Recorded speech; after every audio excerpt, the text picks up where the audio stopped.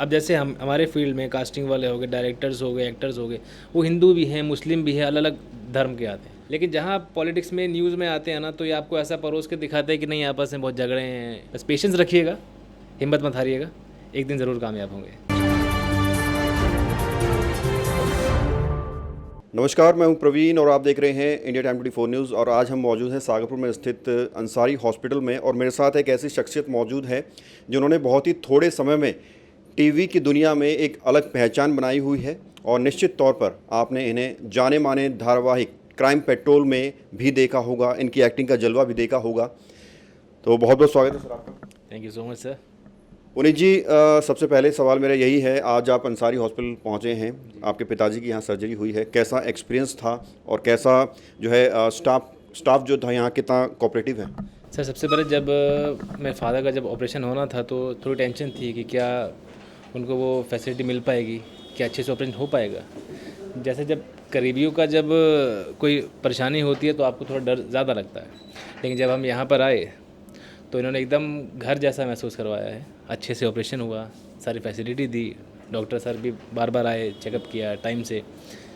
सो काफ़ी अच्छा लग रहा है, ऐसा लग रहा है कि घर में ही है हॉस्पिटल आप में। तो इतने बड़े टीवी कलाकार हैं, तो बहुत सारे हॉस्पिटल्स हैं जिन्होंने आप चुन सकते थे, बड़े हॉस्पिटल्स भी हैं, तो आपने अंसारी को ही क्यों चुना? क्योंकि इसके बारे में काफ़ी सुना था, मेरे पापा भी उनके काफ़ी मित्र हैं, उन्होंने भी रेकमेंड किया था कि अच्छा हॉस्पिटल है और सर्विस अच्छी है, डॉक्टर अच्छे हैं, काफ़ी रिनोन डायरेक्टर जो डॉक्टर हैं। और इस चक्कर पे तो पापा ने भी बोला कि यहाँ कराते हैं, क्योंकि मैं मुंबई रहता हूँ, दिल्ली रहता नहीं हूँ। तो जब पापा ने कहा तब यहाँ पे आए, तो सच में बहुत अच्छा हॉस्पिटल है। ठीक है, अब आपके काम से संबंधित बात कर लेते हैं। अभी वर्तमान में क्या कुछ प्रोजेक्ट्स पर आप काम कर रहे हैं?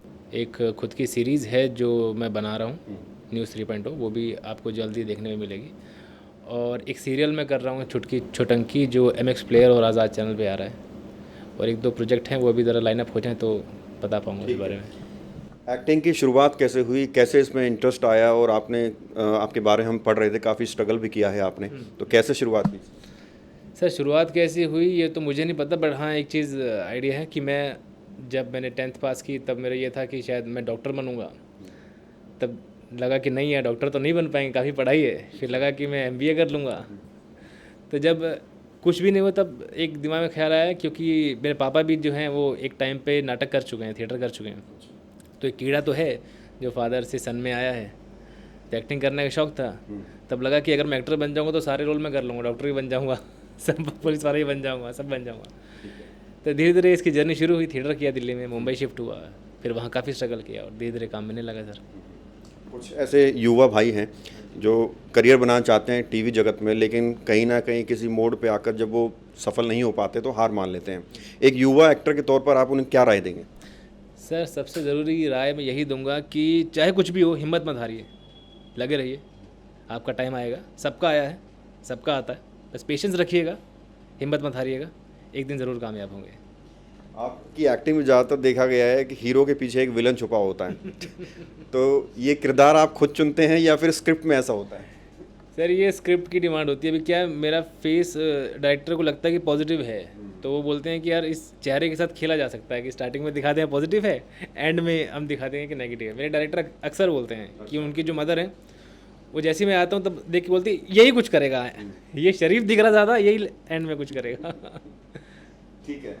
अच्छा, एक सवाल मैं आपसे करना चाहूँगा, जनरल क्वेश्चन है। आजकल देश में जो माहौल बना हुआ है, हिंदू मुस्लिम की बात होती है, सांप्रदायिकता की बात होती है, और जो भावनाएं सांप्रदायिकता को लेकर लोगों के मन में पैदा करने की कोशिश की जा रही है, इसका इम्पैक्ट बॉलीवुड में भी पड़ रहा है, एक्टर्स पर भी पड़ रहा है। इसकी झलक उसमें देखी जा सकती है जब इस तरह की ट्रेंडिंग चलती है कि इस धर्म विशेष के हीरो की फिल्मों का बहिष्कार करें, इसको ना देखें। तो आप इस पूरे माहौल को कैसे देखते हैं?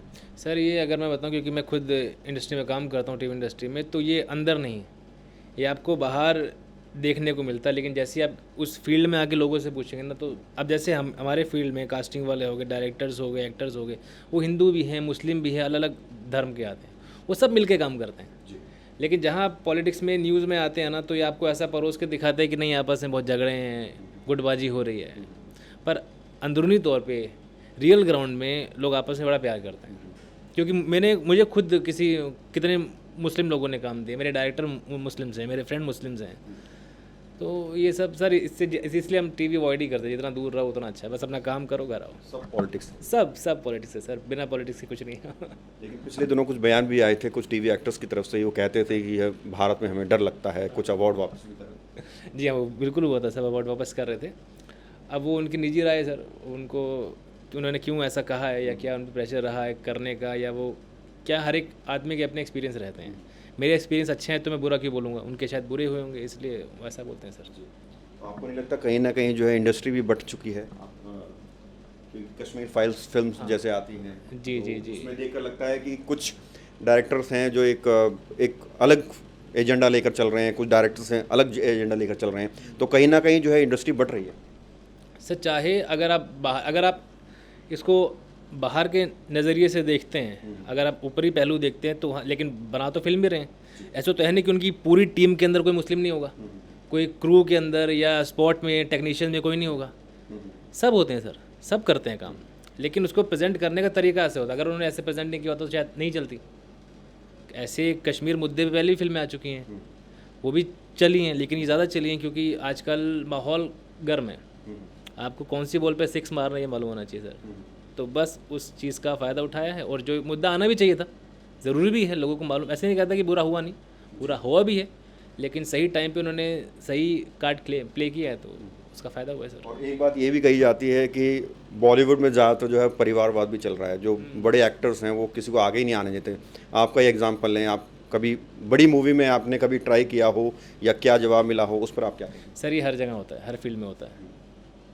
अभी अगर कोई डॉक्टर होगा, उसका सर्कल डॉक्टर का बनेगा, वो अपने बेटे को उतना प्रेशर करेगा कि डॉक्टर उसके लिए इजी होगा क्योंकि घर का माहौल ऐसा होगा। अब ऐसे बॉलीवुड में है कि अब वहाँ बाप एक्टर है, डायरेक्टर है, तो बेटे के लिए इजी होता है क्योंकि उसका सर्कल वैसा है, वो सेट पे जाता है, उसके लोग दोस्त वैसे मिलते हैं। हमारे लिए नया फील्ड है, मेरे लिए मुंबई एक नई जगह है।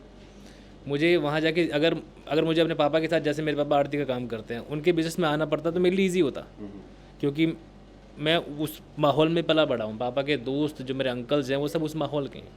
अब मैं ज़ीरो से स्टार्ट कर रहा हूँ, अपना सर्कल बना रहा हूँ, अपनी दुनिया बना रहा हूँ मुंबई में, तो उसके लिए टाइम लगता है। अब मेरा बेटा होगा, उसके लिए ईजी होगा करने के लिए, वो हर एक फील्ड में सर। आपका बेटा अगर रिपोर्टिंग में आना चाहेगा, जर्नलिस्ट बनना चाहेगा, तो उसके लिए ईजी होगा, आप भी हेल्प करेंगे क्योंकि आपका अपना खून है, हर कोई हेल्प करता है सर। तो ये हर जगह है सर, हर जगह। जो युवा हैं जिनका बैकग्राउंड नहीं है इंडस्ट्री से, तो उनके लिए तो बहुत बड़ा चैलेंज है। हर एक के लिए, हाँ बिल्कुल है सर। पर लेकिन वही मैंने आपको कहा कि आपको रुकना नहीं है, हिम्मत रखनी है। अगर क्या हमारी फील्ड तपस्या है, वो आपसे टाइम मांगती है। कभी भी क्या था, आपको शॉर्ट में सक्सेस मिल जाती है, लेकिन बाद में आपको टाइम देना पड़ता है। टाइम आपको देना पड़ेगा सर, बस आप लगे रहिए, हिम्मत मत हारिए। अगर आपका सपना सच्चा है और दिल से देखा तो पूरा ज़रूर होगा। ठीक है। अच्छा, आखिरी सवाल, जो हमारे दर्शक देख रहे हैं, पुनीत चन्ना को की एक्टिंग वो क्यों देखें, ये आप उनको बता दीजिए। क्योंकि एक तो मैं आप लोगों से ही हूँ, और जैसा आपने पहले कहा, शायद थोड़ी बहुत अच्छी एक्टिंग कर लेता हूँ, दिल से एक्टिंग कर लेता हूँ, तो दिल की बात है, दिल तक पहुँचा देता हूँ। दिल तक पहुँच जाए तो देखिए सर। बहुत बहुत शुक्रिया बात। Thank you so much sir, thank you. तो ये थे मेरे साथ जाने माने टीवी कलाकार पुनीत चन्ना, जिन्होंने अपने करियर के बारे में बात की और यहाँ अंसारी हॉस्पिटल में पहुँचे। इनके पिताजी की सर्जरी हुई है और उन्होंने कहा कि बहुत अच्छा हॉस्पिटल है और स्टाफ काफ़ी कोऑपरेटिंग है। कैमरा जर्नलिस्ट नीरज के साथ प्रवीण, इंडिया टाइम 24 न्यूज़। खबरों से खबरदार रहने के लिए चैनल को सब्सक्राइब करें और प्रेस करें बेल आइकन।